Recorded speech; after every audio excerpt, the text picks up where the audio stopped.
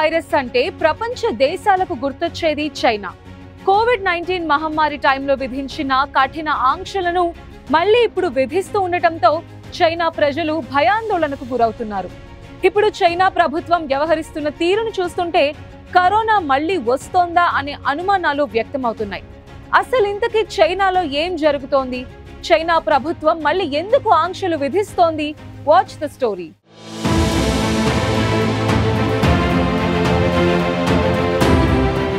చైనాలో మరోసారి వైరస్ వ్యాప్తి ప్రజలను ఆందోళనకు గురిచేస్తోంది. దోమల ద్వారా వ్యాపించే చికెన్ గున్యా వైరస్ దక్షిణ చైనాలోని గ్వాంగ్డాంగ్ ప్రావిన్స్లోని పోషాన్ నగరాన్ని వణికిస్తోంది. కేవలం ఒక నెలలో 8,000కి పైగా కేసులు నమోదు కావడంతో చైనా ప్రభుత్వం కోవిడ్-19 మహమ్మారి సమయంలో విధించిన కఠిన చర్యల తరహాలోనే ఇప్పుడు కూడా కట్టుదిట్టమైన చర్యలను చేపట్టింది. చైనాలో చికెన్ గున్యా అరుదైన వ్యాధి అయినప్పటికీ ఈ సంవత్సరం గ్వాంగ్డాంగ్ ప్రావిన్స్ లో మొయిన్ షోషాన్ నగరంలో ఈ వైరస్ వేగంగా వ్యాపించింది. జూలై 8న తొలి కేసు నమోదైంది. ఆ తర్వాత ఈ వైరస్ స్థానికంగా వ్యాప్తి చెందింది. కేవలం నెల రోజుల్లోనే 8,000కు పైగా కేసులు నమోదయ్యాయి. పోషాన్లోని గుండే జిల్లా ఈ మహమ్మారికి కేంద్రంగా ఉంది. కేవలం ఈ ఒక్క జిల్లాలోనే 95% కేసులు నమోదయ్యాయి. గ్వాంగ్డాంగ్లోని గ్వాంగ్జౌ, షెన్జెన్, డాంగ్గ్వాన్, జాంగ్షాన్ వంటి 12 ఇతర నగరాల్లో కూడా కేసులు నమోదయ్యాయి.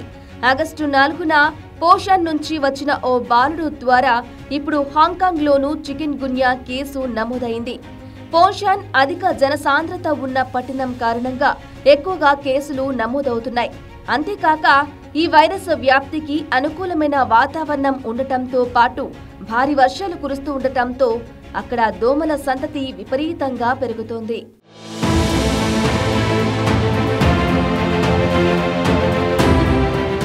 చికెన్ గున్యా అనేది దోమల ద్వారా వ్యాపించే ఒక వైరస్ వ్యాధి. ఇది ఎడిస్ ఈజిప్ట్ ఫ్లై, ఎడిస్ ఆల్బోఫిక్టల్ దోమల ద్వారా వ్యాపిస్తుంది. ఇవి డెంగ్యూ, జికా వైరస్లను కూడా వ్యాప్తి చేస్తాయి. ఈ వైరస్ మొదట 1952లో టాంజానియాలో కనుగొన్నారు. ఈ వ్యాధి సోకిన వారికి తీవ్రమైన కీళ్ల నొప్పి ఉంటుంది. ఈ వైరస్ ఒక వ్యక్తి నుంచి మరొక వ్యక్తికి నేరుగా సంక్రమించదు. కానీ ఒక దోమ ఇన్ఫెక్టెడ్ వ్యక్తిని కుట్టిన తరువాత ఆ దోమ మరొక వ్యక్తిని కుట్టడం ద్వారా వైరస్ ను వ్యాప్తి చేస్తుంది. దోమకాటు తర్వాత 3 నుంచి 7 రోజులలో లక్షణాలు కనిపిస్తాయి. ఇక చికెన్ గున్యా సోకిన వారికి జ్వరం, తీవ్రమైన కీళ్ల నొప్పి, తలనొప్పి, కండరాల నొప్పి, దద్దుర్లు, అలసట వంటి లక్షణాలు ఉంటాయి. చాలా మంది ఒక వారంలో కోలుకుంటారు. కానీ కొందరిలో కీళ్ల నొప్పి నెలలు లేదా సంవత్సరాల పాటు కొనసాగవచ్చని వైద్యులు చెబుతున్నారు. చిన్నపిల్లలు, వృద్ధులు, డయాబెటీస్ లేదా గుండె జబ్బులు ఉన్నవారిపై చికెన్ గున్యా తీవ్ర ప్రభావం చూపిస్తుంది. అయితే మరణాలు చాలా అరుదుగా ఉంటాయని, చికెన్ గున్యాకు ప్రత్యేక చికిత్స లేదని వైద్యులు చెబుతున్నారు.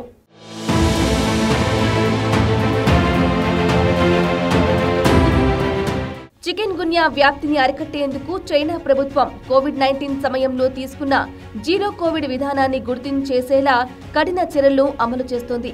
ఈ చర్యలు దోమల సంతతిని నియంత్రించడంతో పాటు వైరస్ వ్యాప్తిని అడ్డుకోవడంపై దృష్టి సారించాయి. పోషాన్లో చికెన్ గున్యా ఇన్ఫెక్టెడ్ వ్యక్తులు తప్పనిసరిగా ఆసుపత్రిలో క్వారంటైన్లో ఉండాలని, వారి బెడ్ల చుట్టూ దోమ తెరలు ఏర్పాటు చేయాలని ఆదేశాలు జారీ చేశారు. వారికి వైరస్ నెగటివ్ వచ్చే వరకు లేదా ఒక వారం తర్వాత మాత్రమే డిశ్చార్జ్ చేయనున్నారు. పోషాన్లో 7,000కు పైగా మస్కిటో ప్రూఫ్ ఐసోలేషన్ బెడ్లను ఏర్పాటు చేశారు. ఇక దోమలను నిర్మూలించేందుకు దోమల సంతతి స్థలాలను నాశనం చేయడంపై దృష్టి పెట్టారు. నీటి నిల్వలు ఉన్న ఫ్లవర్ పాట్స్, కాఫీ మెషిన్ ట్రేలు, ఖాళీ బాటిలను తొలగించమని ప్రజలకు అధికారులు సూచించారు. ఈ నిబంధనలు పాటించని వారికి 10,000 యువాన్ల జరిమానా విధిస్తారు. దోమల సంతతి స్థలాలను గుర్తించేందుకు డ్రోన్లను ఉపయోగిస్తున్నారు. అలాగే వైరస్ వ్యాప్తి చేసే దోమల లార్వాలను తినే ఎలిఫెంట్ మస్కిటోలను విడుదల చేశారు. ఇక ఈ లార్వాలను తినేందుకు పోషాన్లోని చెరువుల్లో 5,000 చేపలను వదిలారు. ఇక పోషాన్లోని హాస్పిటల్స్ లో ఉచిత పరీక్షలు నిర్వహిస్తున్నారు. రోజుకు 7 సార్లు పరీక్షలు చేస్తూ 3 నుంచి 4 గంటల్లో ఫలితాలను ఇస్తున్నారు. ఇక జ్వరం, దద్దుర్లు లేదా కీళ్ల నొప్పి ఉన్నవారిని తప్పనిసరిగా పరీక్షలు చేయించుకోవాలని సూచిస్తున్నారు.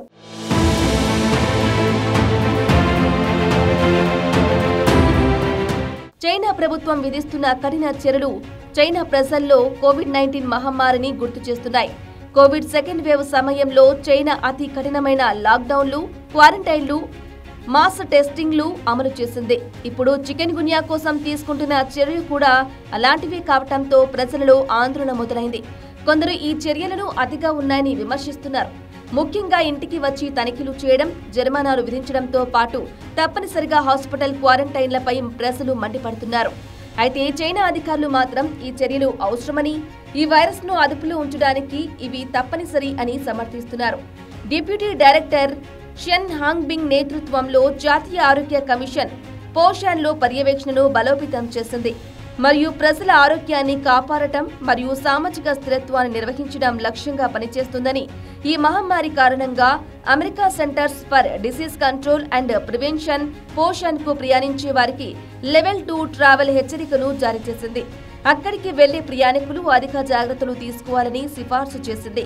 గర్భిణీ స్త్రీలు, ముఖ్యంగా ప్రసవ సమయంలో ఉన్నవారు ఈ ప్రాంతాలకు ప్రయాణాన్ని మానుకోవాలని సూచించింది.